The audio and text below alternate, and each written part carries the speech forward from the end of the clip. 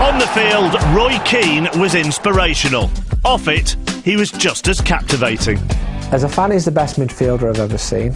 As a journalist, he's probably the best person that I've ever interviewed. He always looked me in the eye, and whatever he was saying to me, I knew was an honest answer, from the heart.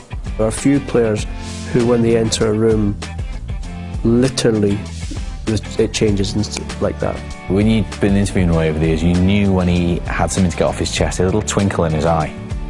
And halfway through this answer, he started saying about the group of supporters who, you know, given Mikel Silvestre a little bit of stick, and how the atmosphere wasn't the best tonight, and they hadn't had the support necessarily they always get.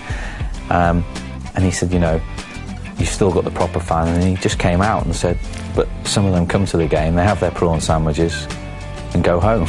That was the moment when I think the English football realised that it actually changed from the man on the terraces going to watch their team week in, week out, to a different kind of culture where football supporters were now arriving at games 3 hours early, that instead of going to the pub, that they were actually going into the executive box where they have a long lunch, the fine wine would be flowing, and then the football was almost incidental to that, and Roy Keane just didn't like that. For these outsiders to come, to pay to watch football through glass, to not even smell the grass, to hear the players grunting and groaning, to hear the crowd, and then to top it all, they're not even eating a meat pie. And it makes me smile now when you go to games and you hear people saying, oh, I'm going to join the Prawn Sandwich Brigade, and you think, well, yeah, that all came from that night with Roy Keane and that interview. Where he grabbed that phrase from, I'll never know. But let's not kid ourselves.